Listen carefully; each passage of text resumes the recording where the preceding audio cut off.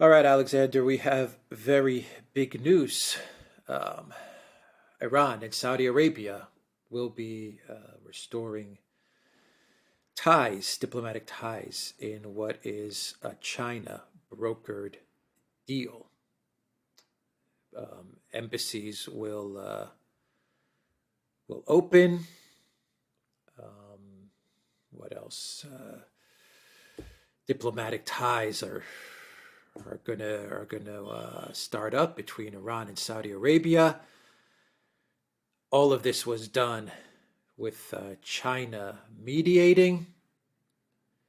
Wang Yi said Saudi Arabia-Iran talk in Beijing is victory of peace. That is what Wang Yi said. This follows the coming off of Xi Jinping's election as a leader for the third term in a row. That happened yesterday as well. Three terms, right? Absolutely, three terms. His third term. Yeah. These third terms. So well timed by China. This announcement, a big couple of days in China, and this is huge news for Saudi Arabia, for Iran, the petrodollar, Syria, Lebanon. I mean, the whole region. This is Yes.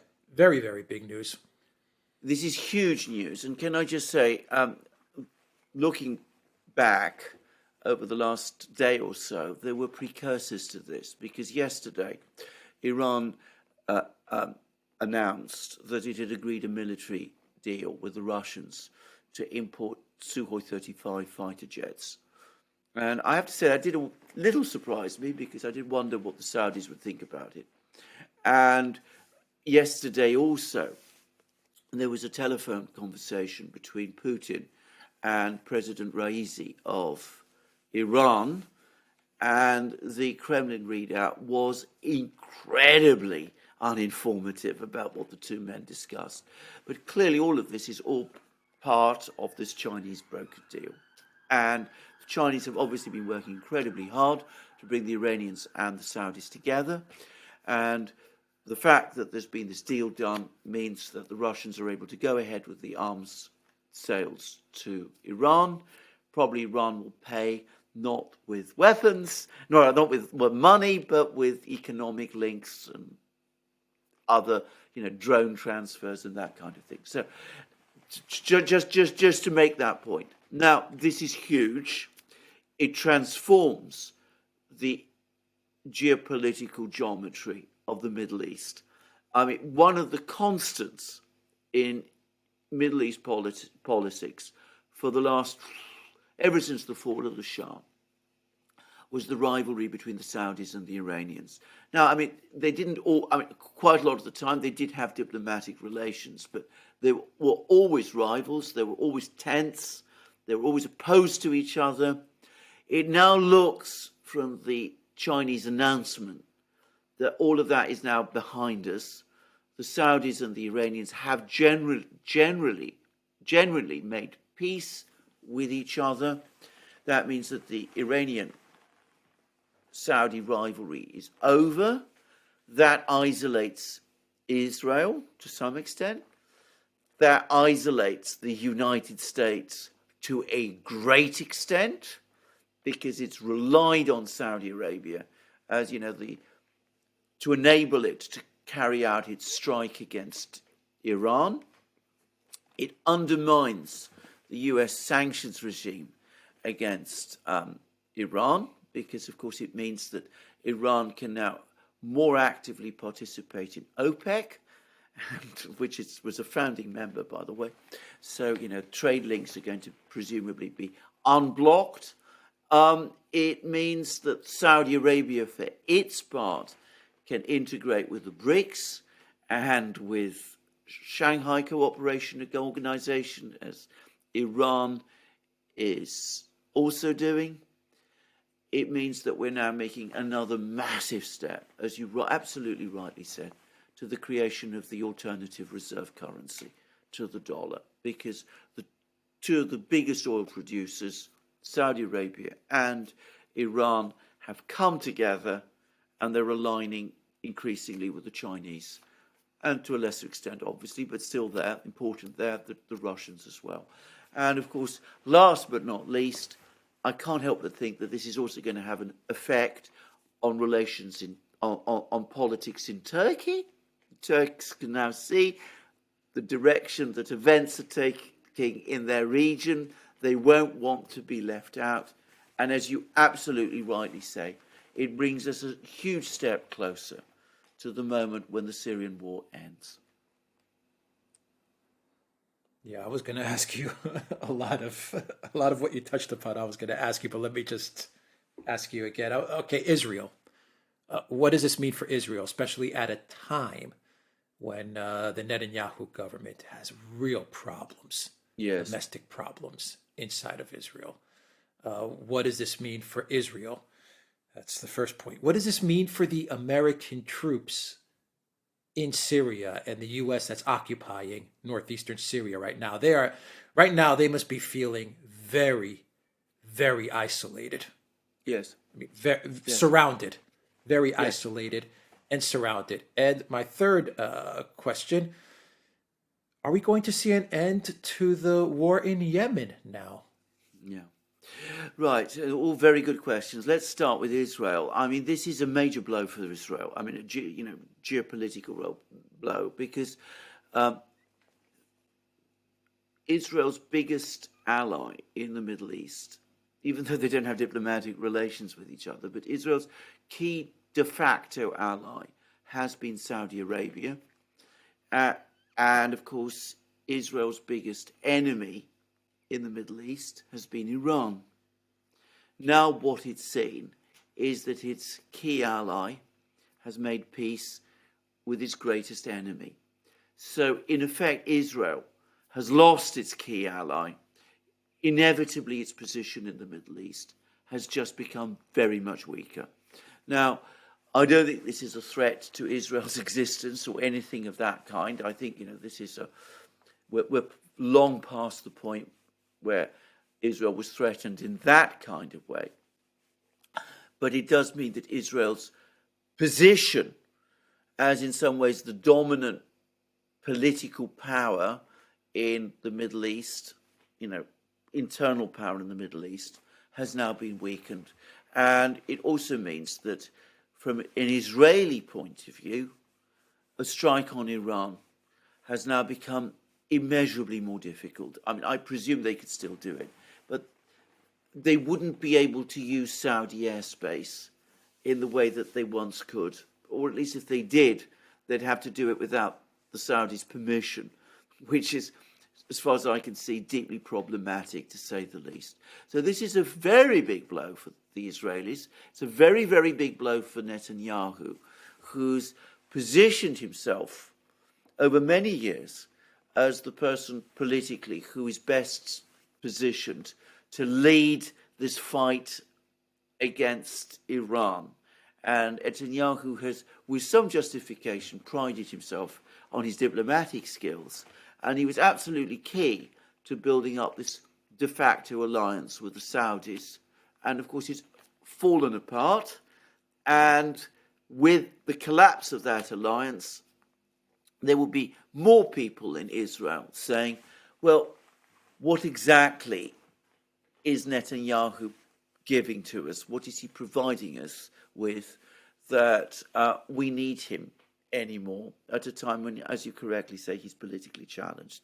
Now, there is one thing, and I'm not saying that this is the case, but there is one thing that perhaps Israel might take from this, and that is that I personally find it difficult to believe that this agreement could have been reached with the Saudis if Iran had not given the Saudis some kind of commitment that Iran will not move forward to develop nuclear weapons. Okay, so I think that perhaps as part of this deal, Iran has taken the issue of nuclear weapons finally off the agenda. This is a guess, by the way, but I think that's likely. In which case, if the Israelis really are worried about nuclear weapons in Iran, well, at least that threat perhaps has gone. The fact, by the way, that the Russians are also prepared to provide fighter jets to Iran, and you can be sure that Russians have been absolutely up to speed with all the discussions, is also, I would suggest, a further sign that the Iranians are given cast iron commitments that they're not going to see nuclear weapons. So, as I say, if the Israelis are really worried about a nuclear-armed Iran, unlikely it's going to happen. Now, that's one thing. Now, let's turn to Syria and those American troops. Now, the Americans have clearly got wind of this affair because no less a person than Mark Milley, the chairman of the Joint Chiefs of Staff, rushed to Syria, spoke to the troops in Syria, the US troops in Syria. You're absolutely correct. I mean, they've already been looking precariously isolated. Now it seems to me that their position long term is utterly untenable, because with Iran, Saudi Arabia coming together, with Saudi Arabia, it looks in the process of carrying out what you might call a diplomatic revolution, which is to say, realigning with the Eurasian states. It seems to me utterly reckless to keep those American troops there, where they're becoming a target potentially for the Turks, for the Syrians, for all sorts of other people, and where their supply lines must be becoming increasingly precarious, and the bases from which the US can support them are gradually isolated one by one.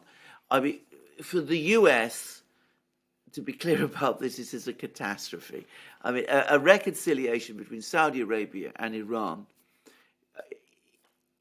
is almost the worst geopolitical nightmare, and it demonstrates the extent to which decades of neocon policies in the Middle East have resulted in the collapse of American influence there.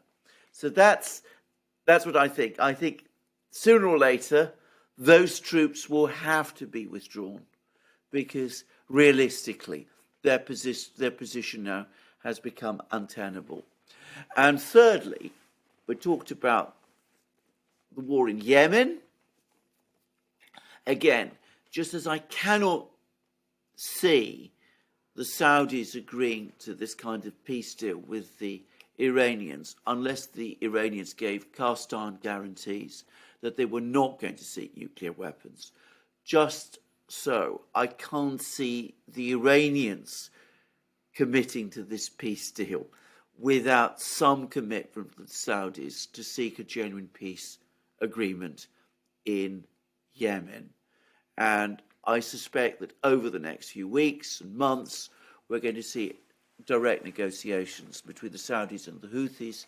And of course, the Chinese have demonstrated their diplomatic skills, and they're the obvious people to broker a compromise. Haven't we been saying on this channel, show after show, that the U.S. is so absorbed, the Biden White House is so absorbed in Ukraine that they are losing the geopolitical diplomatic war everywhere else? And I think that this is proof to that. This is huge proof to that. Yeah, I have to ask you, China is the new global leader. Yes, I mean, is that a correct statement to make? They are the new global leader. All countries now are going to be looking towards China, perhaps maybe even Israel, dare I say. Perhaps maybe even Israel may be saying, Netanyahu may be saying, things are changing in the world, and maybe we need to rethink our position here as well. And the China-Russia alliance, this is proof that it is changing the game in the Middle East. I mean, they may have unlocked a way forward for some sort of peaceful coexistence in the region. Case in point being Yemen. Yes.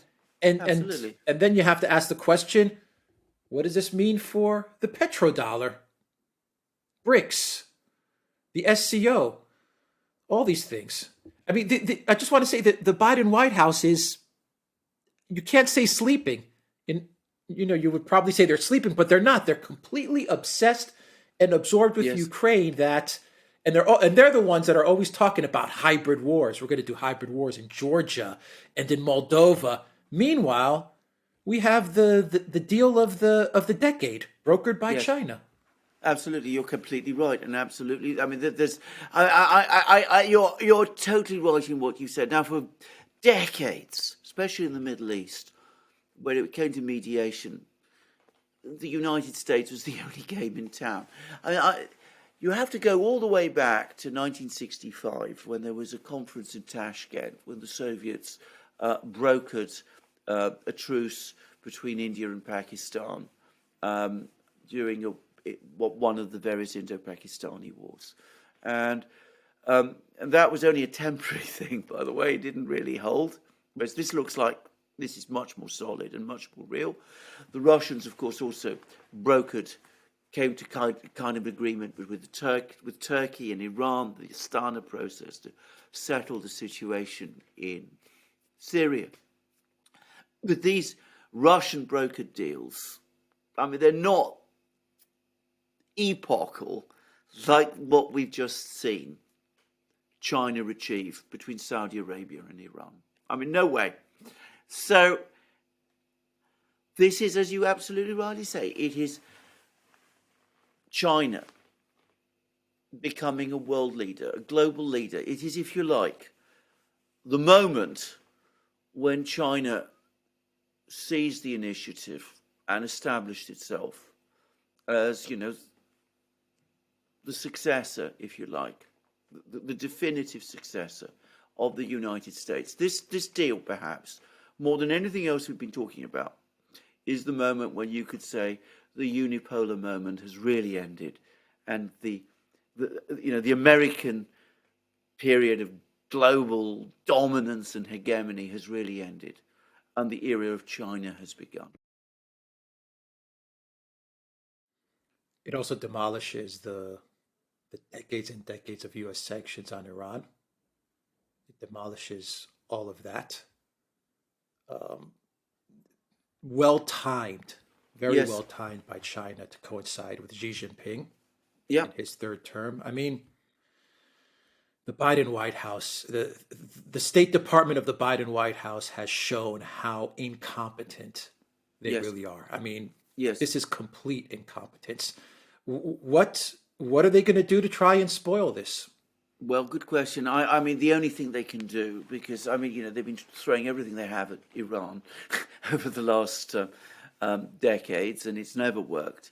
By the way, before I continue with that, can I just make a point that this, of course, also vindicates the Raisi, Khamenei faction within the Iranian elite. I mean, there was always that battle between so-called liberals and so-called conservatives.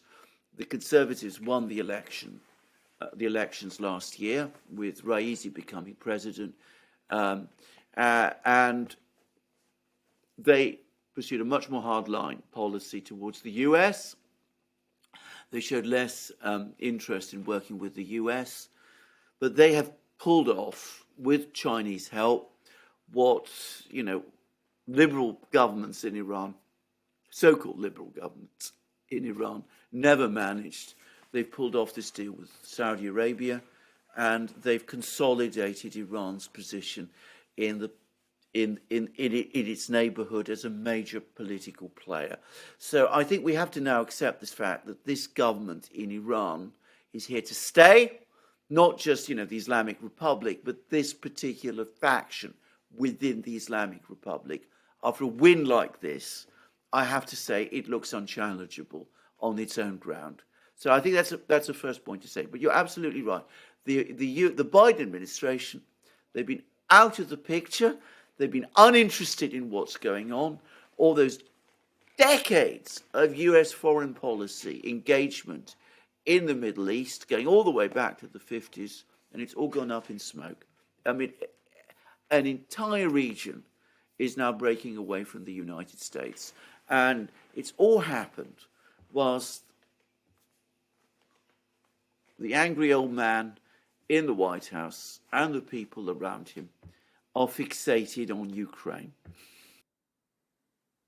Final question. Petrodollar. Can you get into a little bit of the petrodollar, Yeah. OPEC? Yeah. We've done many reports claiming that MBS is definitely leaning towards Yes. BRICS and China, Yeah. Russia. I think this Yes. is more proof that MBS is definitely drifting away from the petrodollar and from the US. Absolutely. Can I just also come back to your other question, which is what can the US do? The only thing the US can do, I think, in this kind of situation is try to somehow oust MBS and change policy in Saudi Arabia. Now, I think this is a very complicated and difficult thing to do now, because I'm increasingly getting the sense. You remember we did that program some months ago about MBS shifting position. We said that he was taking a very high risk gamble by doing it because he was cutting against what the Americans would want.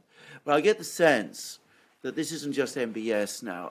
I get the sense that the Saudi princes have consolidated around MBS and have agreed with this policy shift. That they've also become increasingly disillusioned with the US. They feel that the US has repeatedly left them hanging out to dry. And besides which, they're far from stupid people, whatever you may think of the Saudis. They're able to see who is the rising sun and who is the setting sun. They compare Xi Jinping to Biden, whom they've never liked, and they could draw their own conclusions. I mean, they prefer to go with those who look like winners than with those who look like losers. The people who also are more likely to buy their oil than those who want to experiment in newfangled technologies, with doubtful outcomes. So, you can understand why the Saudis, and not just MBS, might be making these kind of calculations.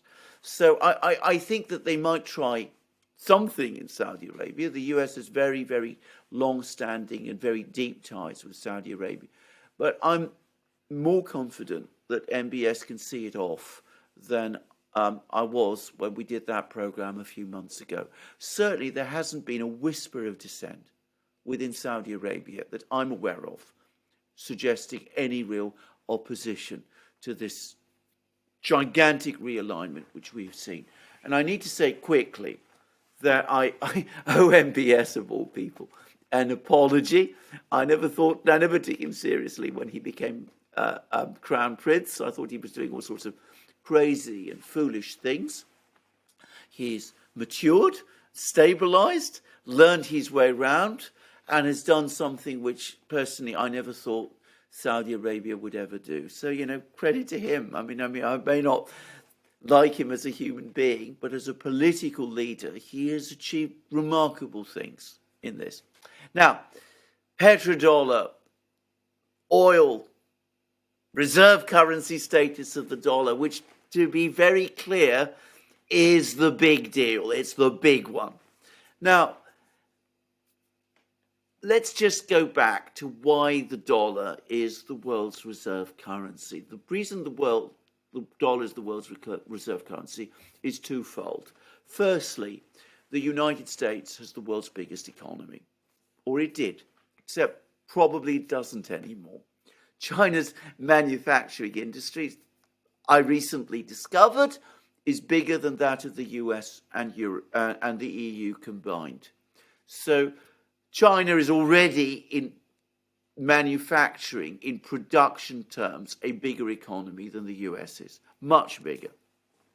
In terms of GDP, nominal GDP, that's not the case. In terms of GDP calculated on purchasing power parity, that is the case. Now, nominal GDP, US nominal GDP, depends to a great extent on the value of the dollar. And what props up the dollar, what keeps it valuable, what is the reason why everybody wants it, is because it is the reserve currency. So you can see how it's circular. People want the reserve currency of the world's biggest economy, but the reason the US today appears on nominal GDP to be the world's biggest economy is because the dollar is the reserve currency. It's becoming a circle, and it's becoming an increasingly fragile circle. So that was one thing. The other thing was the Americans and the Saudis did this deal way back in '73 when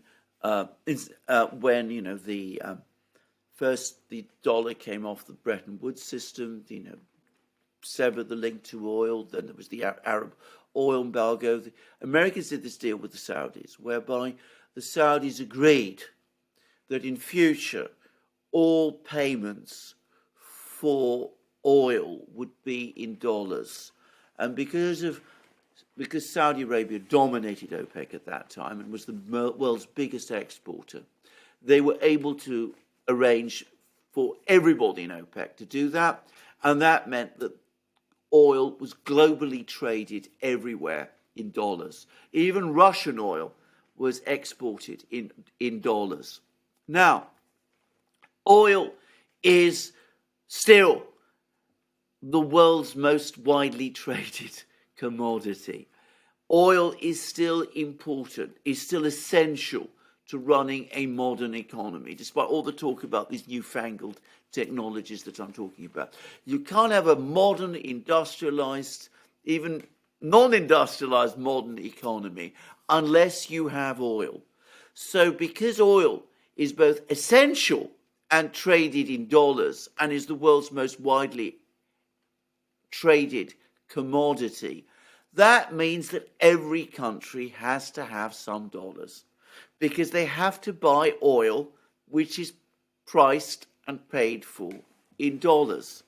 However, that all depends on the oil producers accepting dollars for their oil. Now, if the oil producers start to say, well, actually, it's no longer so important for us to take dollars for our oil, we're prepared to accept other currencies, then, of course, the whole position of the dollar as the currency in which oil is traded starts to crumble, and the reserve currency status of the dollar crumbles as well, even as the other prop for the dollar's position, the perception that the United States is the world's biggest economy, is crumbling as well. Now, if Saudi Arabia and Iran, two of the key oil producers, join the BRICS, then you have three of the biggest oil exporters, Russia, Saudi Arabia, and Iran, together as members of the BRICS. If the BRICS then set up a reserve currency in competition to the dollar and say we will only trade our oil in return for payment in this reserve currency, then the petrodollar is dead, and this new reserve currency becomes not just the petro currency, it becomes, in effect, the new reserve currency taking the place of the dollar. Now, we're not there yet. There's still some way to go.